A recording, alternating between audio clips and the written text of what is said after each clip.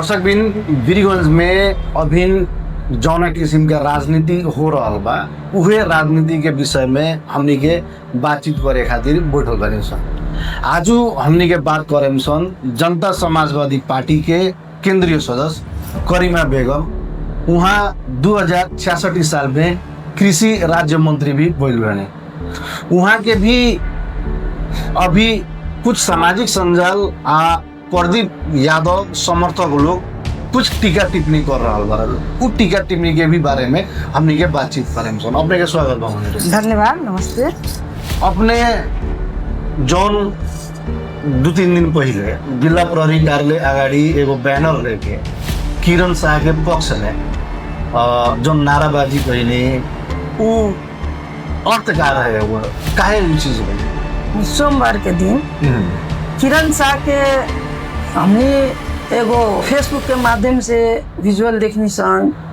अपने के शुक्रवार के सामने हमने देखनी सन कि किरण शाह मेडिकल हॉस्पिटल से एगो फोन कैलिन उनकर दीदी के बेटा और बेटी दोनों एगो हैजा के ग्रस्त हॉस्पिटल में भरना रहे लोग। ओमे का बोल कि उनकर बहन के बेटी के इतना ना सीरियस हो गए कि उ लड़का के लिए वहाँ भरना करला के बाद में वहाँ के डॉक्टर भी जवाब दे दिला कि बच्चा के बचल मुश्किल बा, फिर भी हम प्रयास कर रहे बनी हम।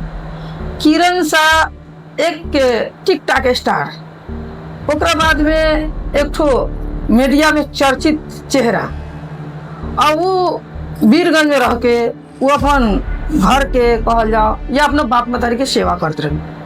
उनकर दीदी वही समय में मगर आए लोग इलाज कराए वीरगंज में। जब इलाज कराए आए लोग तो वो का भइल कि वो अपना दीदी के अपना घरे में रखला के बाद में वहाँ खाना पीना खिलक लो, वहाँ पानी पिलक लो। पानी के वजह से उनकर घर में वो बच्चा बीमार हो गए। जब बीमार हो गए तो हॉस्पिटल ले गए लोग। भरना भइला के बाद में अब बेचारे बेचैन हो गए कि हमारा घर में आके हमारे दीदी के बच्चा बीमार हो गए बा, हम का करी। तो वो का कैलिन कि सब नेता लोग के लगे रहनी फोन लगावे। एने हमनी के वीरगंज के महानगर पालिका के मेयर साहब के फोन कैली। ओकरा बाद में हमनी के खाने पानी मंत्री प्रदीप यादव जी के पीए के लगे फोन कैली। कहीं से कोई ऐसी ना मिलल। वही क्रम में खाने पानी मंत्री प्रदीप जी के लगे फोन कैली, बार फोन कैली, फोन ना उठल। जब फोन उठल सुनिए सन हमनी के फेसबुक के माध्यम से, जब फोन उठैली तो उ लड़का के स्थिति उनका दिल में रहे, तरफ दिल में रहे। जब वो जोश में फोन उठैलन हमनी के देश के कहल जाओ ये राज्य के खाने पानी मंत्री प्रदीप यादव जी, तो कहते अपने प्रदीप जी बोलता नहीं तो कौन प्रदीप के खोजता नहीं। जब सुननी हमनी के फेसबुक में कौन प्रदीप के खोजता नहीं, तो हमनी खाने पानी मंत्री प्रदीप यादव जी के खोजता नहीं। तो हाँ कहीं ना का बा, हम कहनी तो कहनी के का बा, अपने प्रदीप जी बोलता नहीं। तो हाँ अपने के बोलता नहीं, तो हम किरण बोलता नहीं। के बोलता नहीं तो जोर शोर में वो पीड़ा रहे भीतर। 2 बार बोली किरण साहब बोलता नहीं। तीसरका बेर में वो फिर पूछल अपने के बोलता नहीं कह के, तो शोर में बोली हम किरण साहब बोलता नहीं, हम किरण साहब बोलता नहीं। नहीं सुना अपने के तो कहीं का बा, तो अपने फोन का नहीं उठावल। तो फोन थोड़ा सा कड़ा रहे, ऐसे कड़ा रहे कि उनका भीतर पीड़ा भरा रहे। डॉक्टर उनका बहन बेटा के जवाब दे दिला कि बच्चा बचे वाला नहीं थे। वो बेचारे एकदम अल्पत्र अपना महसूस कैलक कि अगर कौनो सहारा नहीं खे लौकत। ये देश के ये वीरगंज के एगो खाने पानी मंत्री बा, उनका से कुछ कहे एक मधेसी मूवमेंट के जीतल एगो मंत्री बालन। हमनी मधेसिया बानी सोच के हमनी कहे चाहे मेयर के चाहे खाने पानी मंत्री के, तू हमनी के समर्थन करिए, हमनी के बात सुनिए कह के तू बेचारी के लगे फोन करना। तो फोन कर सकत रही और मंत्री सबके लगे वो ना कैले। वहाँ जो रहती यार तो कहता नहीं खाने पानी मंत्री प्रदीप जी के हम मीटिंग बानी। तो कथी के मीटिंग करता नहीं, अपने कथी के मीटिंग करता, हम मीटिंग बानी। तो बोलू लोग मर रहा बा हजा से, अपने कथी करता नहीं कह के ऐसा टोन आल उनकर। तो कदम के सब डाटा अपने ही लगे बा, एक उनका बोले के ना चाहिए। वो डाटा रखे के मंत्रालय के काम हो, वो डाटा रखे के खाने पानी मंत्री के काम हो, वो डाटा रखे के स्वास्थ्य विभाग के काम हो, वो डाटा रखे के आम नागरिक के ना हो। वो आम नागरिक एगो जनता जौन सुनलक, जौन देखलक, जौन भोगलक उहे बोली। ओकरा अलावा वो कुछ ना बोल सकता। उनकर जौन टोन आल जना हिसाब से वही हिसाब से वो आवेश में आके किरण साहब बोलक से अपने के छोड़े ना, एक तो हमने मधेश के टोन अभी छोड़े ना। हाँ ऊपर जो थपल गई बा कि जान से मार दे हम, ये ना बोले के चाहिए। वो आवेश में आके बोले बा एक पीड़ा में होके नु, वो पीड़ा पोक कहाँ पोकी कहते जैसे भराक तो कौन चीज बात की दिमाग में कौन चीज बात बार शेयर ना करें तो दिमाग भराक चले वैसे है। तो वो आवेश में आके बोल ले बा कि हम छोड़े ना। ऊपर विजुअल फेन आयल बा ऊपर से कि वो जान से मार दे। तो हमने के दो टोन उनकर बा जौन आवेश में बोलने बड़ी ना बोले के चाहिए, ये हमने कहता नहीं सब। मगर किरण शाह के बोले सब कोई सुन लो, ओकर पीड़ा कोई ना देख लो। वो कौन पीड़ा से बोल लो, काहे बोल लो? वो पीड़ा पर भी हम आओ अपने वीरगंज महानगर पालिका के मेयर राजेश मान सिंह जी एगो मीडिया से बात करत रही तो वहाँ का कहनी कि ई किरण शाह कहीं से परिचालित बारी, ई सब एगो राजनीतिक स्टंट हुए, ई हमनी के बदनाम करे खातिर हमरा के खाने पानी मंत्री प्रदीप यादव जी के बदनाम करे खातिर ई सारा प्रपंच राखल गइल बा। हमनी के वीरगंज के हर एक सरकारी अस्पताल प्राइवेट अस्पताल छान मरले बनी सन, कहीं उनकर परिवार के कोनो किस्म का डाटा नहीं। ये वहाँ के कौन हिसाब से वहाँ छानबीन करे बनी हमारा मतलब नहीं के। मगर अपने के मेडिकल हॉस्पिटल में उनकर दू गो लड़का उनकर बहन के बच्चा अभी भी हॉस्पिटल में बा, आईसीयू तक पहुँचल। हमनी के भी जाके देखनी सन वहाँ, हमनी के जाके देखनी सब कौन ऐसी से जाके छानबीन करनी कि ऊपरे देखनी थी, ऊपर देख के गईनी कि नीचे उनका ना लोकल कि ऊपरे उड़ के गईनी, हमरा मालूम नहीं थी। वहाँ जन बोलले बानी रॉन्ग बोलले बानी, गलत बोलले बानी, वैसा कोनो बात नहीं है। अभी भी वो बच्चा हॉस्पिटल में बा, हमनी देख के सन उड़ा उनका बाप के बारे में भी सुनी सन कि दमा के पेशेंट कुछो के पेशेंट बाड़ो क्या दमा के पेशेंट के हजाना होकेला कितना धेरेला उनका मतारी बूढ़ उनका ना होकेला। बीमारी होकेला, कोई भी बीमारी हो, चाहे हैजा हो चाहे दमा के बीमारी हो, भाई कुछो के बीमारी हो, वो बीमारी उनका बाप मतारी अपना जगह पर बा। मैंने दू गो बच्चा के जन डॉक्टर थी कहला, जौन डॉक्टर बतैला कि जिए के अवस्था नहीं है लड़का के डायरिया के चलते पानी की वजह से, डॉक्टर बतैला कि पानी की वजह काहे भइल बा, तो पानी की वजह से भइल बा कह के कहला। तब जाके ना वो फोन कैली कि पानी अपने लोग जब ठीक बा ये बात लोग कहा था, बहुत सारे बंदे लोग सुनता निकाल के वो लोग के अपने लोगन नारा जुलूस लगैले किरण शाह के समर्थन में, फिर काल नारा जुलूस लागल बा अपने लोगन के विरोध में। देखिए हमने स्वतंत्र लड़नी सन, हमने जौन देखनी सन कि महिला के ऊपर जौन हो रहा बा एकरा विरोध में हमने बोलनी सन। अब वो महिला काल बोलले बालो तो मुद्दा तो दरता हो गइल बा, एगो मुर्गी का 5 बेर काटे ओकरा तो मुद्दा दरता 3 गो हो गइल बा ना। अब कौन मुद्दा बदलाई लो, ओकरा जिंदगी उमर करता रही लो। अपने बलात्कार हो रहा बा ओकरा बारे में कोई नहीं बोलो, घरेलू हिंसा हो रहा ओकरा बारे में नहीं बोलो, घर में पिटाई धुलाई हो रहा औरत सबके ओकरा बारे में नहीं बोलो। आ एगो बोल दे जान मार दे, कितना लड़की संगे जान मार दे ओकरा बारे में नहीं बोलो। अच्छा काल तो उ लोग जो नारा जुलूस कइलो तो मंत्रालय के गाड़ी में चढ़ के गइलो। हां तो मंत्री से प्रचारित रहे लोग तो गइलो, अपने लोगन नारा जुलूस हम तो पागल चले गए इंसान तो चढ़ के गनी सन। हमनी के तो हमनी के ना बोले निसन, हमनी के जामा ना कहनी सन। हमनी के गिनल चुनल जन 5 गो 10 गो महिला रहनी सन, जन आए दिन हमनी के महिला के संबंध में काम कर रहल बानी सन, घरेलू हिंसा के ऊपर काम कर रहल बानी सन। जन कोई के बेटी के घर नहीं बसत वहाँ जाके हमनी घर बसावतानी सन, जहाँ एक बेटी के पुतोह के जहाँ हिस्सा हो रहा वहाँ जाके हमनी खड़ा होकर लड़तानी सन। हमनी के जन 5-10 गो महिला बनी सन उहे बनी सन। हमनी दोसर महिला कहीं से बोलेले नहीं सन, कहीं के पैसा दे के हमनी के नहीं बोलेले सन, कहीं बोलेला हमनी के नहीं लगेले सन। हमनी वो महिला ना बनी सन, हमनी सिर्फ इतने हमनी कहनी सन कि जौन हो रहा है एकरा के बंद करे के पड़े, मुद्दा दरता ना करे के पड़े। सबसे महान का हमनी को वो समय में समझती सन खाने पानी मंत्री जी के प्रदीप यादव जी के कि ठीक बात बोल रखा आवेश में। सबसे बड़ा महान समझती सन पर लोग के नजर में महान कैसे होती कि ठीक ओकरा के बुला के समझे थी कि अपने काहे कोई नहीं हो, काहे वास्तविकता का बा कहीं से अपने कथी पीड़ा का अपने बोलने इस शब्द काहे निकला केहू भी अगर केहू के कहता कि हम तरह से जान से मार दे चाहे कहलो ये तो बोले तो सब जगह एगो लिरेशन होकेला ना, एगो लिरेशन होकेला हस्बैंड वाइफ के लिरेशन होकेला उस हिसाब से बात है ना। तो फोन का नहीं उठाओ के फोन करते हैं, फोन का नहीं उठाओ, ये जो एगो भाषा जो टोन आएगा ना। अभी क्या सच्चाई भीतर के का बा अब फिर पानी मिली ना तबे तबे खेती रहते हैं। अपने के घुमावो देने अपने हम घुमा नहीं रहा, उरी ले जाता हम घुमा नहीं रहा माने जौन आयल बा बात उ हम बतेने रुआ के। ओकरा बाद में का बा कि लोग उनकर महिला लोग कहता कि लोग पानी से मरत रहो, तब बोलू उहे खाने पानी मंत्री बाड़न कि घर घर में पाइप लगवा दिलन, डीप बोरी करवा दिलन, बहुत मीठा पानी बा। तो मीठा पानी बा तो का जगह पिया दियन उ गरमिलन जन खाने पानी मंत्री जन वीरगंज में उनका देश भर के खाने पानी बाड़न, तो देश भर के पानी की समस्या देखे के उनका दायित्व बा। आ उ जन डीप बोरी करवैले बाड़न उ मंत्री बाड़न तो करवा दिलन। कोई मंत्री रही आई पानी के हकार में खरेली पड़े के बेरा में सरकार गवर्नमेंट जब खाने पानी मंत्री बनैले बा जनता के राजस्व से जनित कर रहल बाड़न, उ अपना घर से निकल जाकर कर ले नो, उनका अपना घर से निकल जा कर ले उ कर ले बाड़न जनता के राजस्व के बजट पैसा जन जाला राजस्व करके उहे पैसा से। और दूसरे में का वो में बहुत सारा घोटाला बा। एगो प्राइवेट बोरिंग हलावेला 2,20,000 या 2,30,000 रुपया लागता। आ ए पर बिल हम जहाँ तक सुनिए सन कि कहीं 5.5 लाख बा, कहीं 8 लाख बा, कहीं 7 लाख के बिल हमके सुनिए सन। तो ई जन हला रहल बा लोग, पानी पिया रहल बा लोग, पानी पिया तो कोई अपन जमीन बेच के निकल यार। महिला लोग कहता एगो उहे रहन कि पानी पिया दो कर से तिरल पैसा जनता अपन पसीना के बगावल पैसा तो सरकार के कर दी जी, उ कर के ही पैसा से ई जोन डीप बोरिंग भेजला जी उ कर के पैसा जी जी।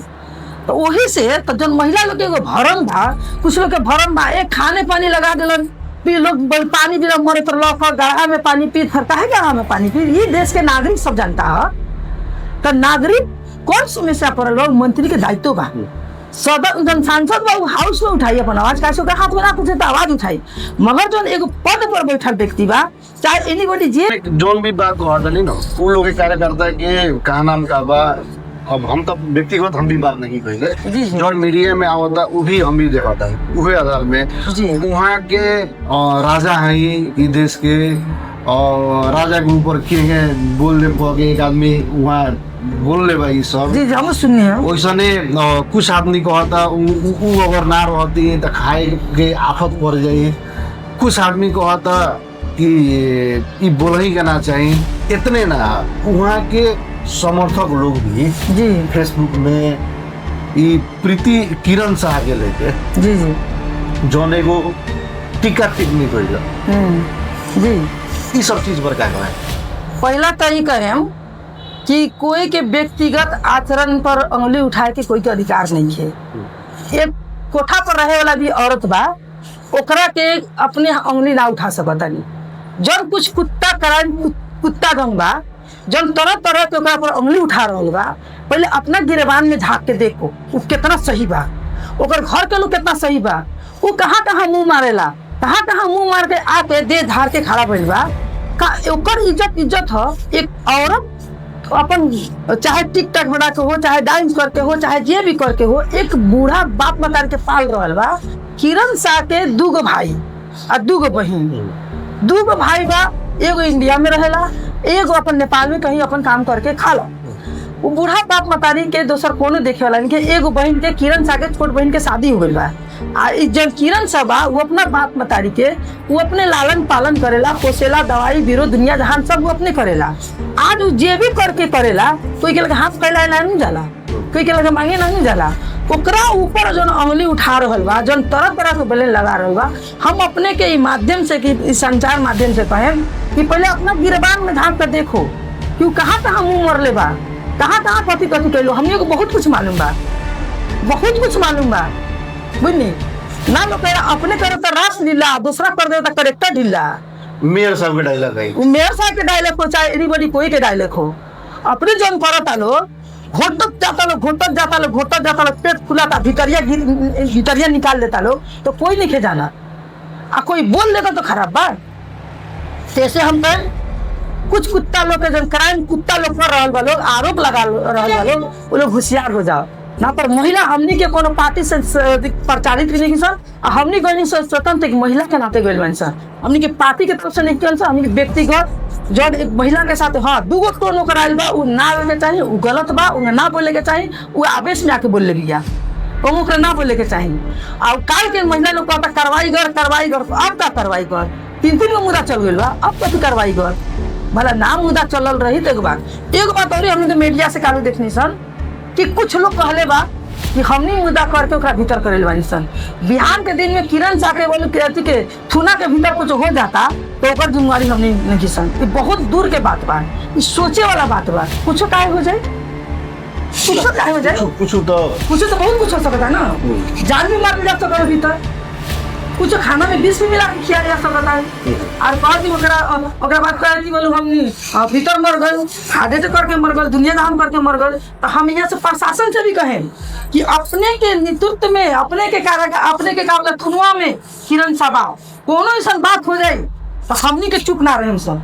काहे ना रहे सब, कौन दलो कि ओकरा के कुछ हो जाए, कुछ भी हो सकता है, काहे कुछ हो सकता है। एमे औरियो कोनो खेल बता, बहुत सारा चल खेल बा, बहुत सारा चल खेल बा। जान बालो कि किरण अगर निकली तो ओकरा पीछे जनता के मूवमेंट रही, ओकरा पीछे जनता के वाहवाही रही।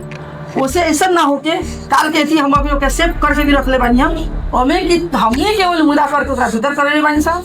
आ कुछ भी हो सकता कह के जन लोग कहता लोग कि थुना के भीतर कुछ भी हो सकता, काहे कुछ हो जाए। कुछ देर पहले अपने कहनी है कि किरण साह जब फोन कैल जी तो एगो संवाद के जो तरीका बा जी वो तरीका पर भी अपने के डाउट तनका एकरा क्लियर करी दो। डाउट ऐसे डाउट बा ना कि हालांकि मैं कुछ बोले नहीं, फोन काहे नहीं उठाओ, अपने कितना फोन करते हैं काहे ना उठा, अपने मंत्री बन तो फोन ना उठाए, सोचे वाला बात बा। अपने मंत्री बन तो का फोन ना उठाए, लोग फोन करते हैं फोन ना उठाए, काहे ना फोन उठे, कथी करता नहीं। अब मीटिंग बनी, कथी के मीटिंग करता नहीं, कथी के मीटिंग करता नहीं। जनता मर रहा बा, कितना आदमी गिर गए, लोग मर गए कह के कहले बाड़ी, मरल तो बा नहीं 3 घोड़ा मरल था नु, झाड़ा पखाले से 3 घोड़ा तो मरल, वो 3-4 आदमी मरल मरल तो बा नु, ये क्यों काहे ना मरे, मरल तो बा ना। हमने खुद मेडिकल में, नारायणी हॉस्पिटल में, हमने हर एक वार्ड में जाकर देखनी सर, रखे के जगह देखते बरामदा में बिछा के लोग रखल बा, एक बेड पर 2 आदमी के रखल बा। हम तो खुद जाके देख ले बानी सर ना। तब कोई पता सब्जी में इतना दिन से सब्जी खैलक तो कुछ ना भइल, आज सब्जी की बात आ गई तो सब्जी पैसे पानी में पकाल के ओकरा के पकावल जाला, में जितना कहता है ओकरा पकाते आधा माने अगर 2 गिलास पानी बा तो में 1 गिलास बनावल जाला, 1 गिलास बा आधा गिलास बनावल जाला, कोनो सब्जी में पानी डालल जाला तो ऐसे ही पाको के सारा केटाड़ू खत्म हो। तो सब्जी खाने से बीमारी होई, सब्जी खाने से हाँ, कच्चा सब्जी अगर अपने खाता नहीं तो ओमे कहल जा सकता कि सब्जी से होइला। तो कच्चा सब्जी तो कोई खाता, कच्चा पानी पिए था लोग उबाल के, बहुत लोग बात है कि डर से उबाल के पानी पिया था। कुछ लोग के सुनिए और लोगों के सुनिए, साफ सफाई ना क्या, अपना साफ सफाई ना रखेला। एगो डोम बा वो जहाँ रहे वहाँ साफ सफाई करके रहेला नु।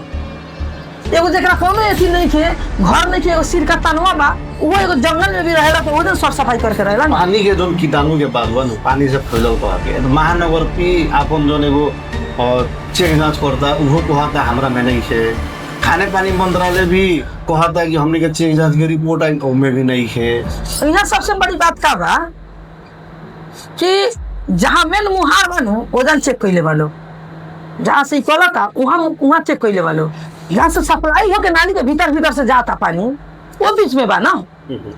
जहाँ मुहार बा यहाँ डीप बोरिंग करल बा तो यहाँ चेक कर ले, पानी में कुछ नहीं के, मैंने जहाँ से सप्लाई होके जाता वो भी चेक करे के पानी, कम से कम 2-250 बोरिंग के पानी लेकर चेक करे के पानी। जैसे यहाँ बोरिंग बा, हुआ बोरिंग बा, जैसे तार शॉर्ट हो जाला तो कर तार के चेक करते जाला कि कहाँ तक शॉर्ट बा, पकड़ल जाला कहाँ से खोल बा, शॉर्ट कहाँ से करता है, तो जहाँ से शॉर्ट लग काट देल जाला, काट के फिर करल जाला, जोड़ल जाला। तो यहाँ तो मेन मुहार में चेक करल गया पानी, जहाँ सप्लाई भेल वहाँ तो नहीं के। हाँ पानी खाने पानी लोग कहता बाप उ ना रहता तो हमके पानी बिना मरते, जहाँ मुर्गा ना रहता हम यहाँ ना होगा, कोई तो मंत्री रही थे, कोई तो खाने पानी मंत्री रही थे। और खाने पानी मंत्री जन प्रदीप यादव बड़न अपने मैंने जीत गए बड़न, हमने कहीं रही सन, उनकर क्षेत्र के हमके वोटर रही सन, उनकर वार्ड के हमने रही सन, हमने कहीं हम स्वतंत्र चुनाव लड़ रही जैसे पहले तो साथ ही रही उनका भाषण उनका वोट में कहा नहीं कि हम भाषण कैले या का बोला ये अपने के राजेश मान सिंह जी के चुनाव में घर दैलो से लेके कौन सभा से लेके रात्रि सभा से लेके कहा नहीं कि भाषण नहीं कैले कहा ना उनका हमने के वोट मांगले बानी सन यही हो गल बानी आज लोग कहता जीत गल बानी यही जीत गल बानी मुठिए मुठिए जगह होगा कि बुने बुने तालाब भरेला तो मुठिए मुठिए बेड़ी भरेला वही घर घर से एक एक वोट कहीं या काबला कोनो घर से 10 गो वोट आयल है कोनो घर से 5 गो वोट आयल है कोनो घर से 1 गो वोट आयल वोट तो मंगले बानी से ना वोट तो मिलो मंगले तो नहीं मिलल बा आज लोग कहता कि हमर मेयर हमर मंत्री का 5 आदमी 10 आदमी चिल्लात रहे वो लोग के देला से वोट मंत्री हो गइल बा राजा हो के लोग बिहान प्रधान आज बोलू मंत्री जी के विरोध कैलक लोग गरिएलक लोग बिहान प्रधानमंत्री के लोग कैले बानी से ना मधेश आंदोलन में केपी शर्मा ओली प्रधानमंत्री रहन उनका पुतला बना के उनका पचाती बना के हमने कंधा पर लेके 1 घंटा घूमले बानी सा ना लोकतंत्र के एगो इहे चीज है राजतंत्र के हटा के देश में जब लोकतंत्र है तो लोकतंत्र के सबसे बड़का चीज है कि अभिव्यक्ति अब बोले के स्वतंत्रता मौलिक अधिकार बा गुनासो अपन गुनासो हम अपन जो प्रतिनिधि से कर सकते हैं लेकिन फिर हमें कहा भाषा सभ्य हो गई लेकिन कौन समय में कैसा भाषा प्रयोग भइल वो भी एगो व्यवहारिक रूप से देखे वाला चीज है महिला के पछाड़ी का भइल आज भले का राजनीति अब शुरू होता वहाँ कबले हमारा हिसाब से राजनीति पीड़ा रहे लेकिन अब राजनीति शुरू अब राजनीति अब गेम हुई अब में गेम हुई बुझनी अब में गेम हुई जाना मेरा किरण बोलले भी या वो आवेश में आके बोलले भी या अपन मन के भीतर के पीड़ा बोलले भी या वो जब आँख के लोगों का बहन के बेटा और बेटी जन आईसीयू में रहसन भरना रहसन जाना के डॉक्टर बोल देलक ओकरा कि अब की स्थिति नहीं थे कि बची कह के हमने प्रयास करके ओकर भीतर के आक्रोश आवेश में आके रोत या बोलले भी या हम किरण बोलता है जिजिक के जन बोलले भी या जन से मंत्री 2 बार पूछे बड़ा के बोलता है तब किरण बोलता है के बोलता नहीं किरण तब जन आवेश में आके बोले हम किरण बोलता नहीं समझ में लिखा तुमने के हमने डर नहीं खिलावा हमने फोन ना उठा जन एगो आवेश में आके बोलले बिया वो फिर आ रहे ओकरा जन आप तक देख रहे बिया कि हमर बहन के बेटा बेटी हमरा घरे अइलसन आ वो खाना पानी पिलसन वो पानी के जैसे बीमार बाड़सन वो फिर आ बोलले बिया। अच्छा अपने भी कोनो कालखंड में कृषि मंत्री भइल कृषि राज्य मंत्री बनल जी अपने लोगे भी जनता वो टाइम में पुगत हुई ये क्षेत्र की मंत्री जी है मंत्री जी है कर देवे अपने भी कोयले हो गए जी कोयले भी बांधे जी तो बस अपने निर्देशन दे दी कि हाँ एक के हर चीज दे दो मांगता है हो गई ऊपर कोनो मतलब जिम्मेवारी चाहे वो काम कैसा होता है क्या होता है सही से होता कि नहीं के ऊपर एमे का रहे एगो तो हमरा राज्य मंत्री हमनी के अधिकार क्षेत्र थोड़ा सा बांट रहे कौन कल पूरा घर के कौन भंडा होकेला वही कौन में हम रहनी फिर भी हम जो नहीं थी तो कार्यकर्ता के माध्यम से वहाँ देखो काम होता कि नहीं हो कितना काम भइल बा सबके मिला के बैठा के छानबीन करके तो नहीं काम करो कैसे जो खाने पानी जो ऐसी जरान होइल बा जे कार्यकर्ता लोग जो अपन कार्यकर्ता के दे के जरान कर बड़न वो अपने कार्यकर्ता के माध्यम से जरान कर बड़न जहाँ उनका कार्यकर्ता हमनी के वार्ड में खुद हमनी के टोल में हमारा घर के लगा हम तो घर के बराबर इतना खाल खुनवा के अपन पुराना रहे 25 बरस पुराना कल में मोटर जरान कर तो वहाँ भी हले लोग कहा तो जे लोग के उनका कार्यकर्ता के जे लोग अपन लोग बा कोई फूफा कोई फूफू कोई चाचा कोई भांजा भंजी वो जगह पर जाके हलल बाटे पोस्टर बैनर लगाए हाँ वो जगह पर लागल बा उनका लोग कहला बा कि हमनी के चलते आयल बा मगर हम वो जब वीडियो बनावत रहे लोग तखनी हम बहुत जगह पार कैले बानी मुस्तकिम जी के कहनी मुकेश जी के कहनी अपने तवरेज जी के कहनी सारा लोग के कहनी कि यहाँ लोग पानी से मर रहे यहाँ पानी खेत कर जाओ चलिए लोग हमनी के 50 रन फोन कैले बानी मंत्री के फोन ना उठल बा हमनी के 50 रन फोन कैले बानी सर अबिन के होकस या ऐसे पहले भी मंत्री रहला ओ बरा भी हमनी के फोन करी सर फोन ना उठेला तो बहुत तकलीफ लागेला काशी जी के ठीक सबके सब आजकल के डेट में क्या फुर्सत है बा आजकल के डेट में कोई फुर्सत में नहीं है सब कोई बिजी बा माने बिजी में से भी अपना ला टाइम निकाले तो पड़ेला जे अपने कार्यकर्ता बा जे अपने के शुभ चिंतक बा जे अपना ला मरल बा जे अपने के हर दुख जनता तो अभिभावक चुन के भेज जी उ ना नेता भेज देला ना मंत्री भेज देला उ तो अभिभावक भेज देला जब आंदोलन होकत रहे अपने लोग हमनी के मध्यता करत रहनी लोगन, फोटो वोटो खींचत रहनी लोगन, हमनी के तत् सत बाहर निकालत रहनी लोगन। मधेश आंदोलन में देखले होके कि अधिकार ला इहे बोलेला, ये स्वतंत्रता ला लोग उतना आंदोलन कैला। आज कहता लोग राजा होकेला तो देश के राजा शाही शासन खत्म हो गए। का प्रदीप मंत्री जी के तानाशाही शासन अभी भी बा? उनका कुछ मुट्ठी भर के लोग आज भी के राजा समझता?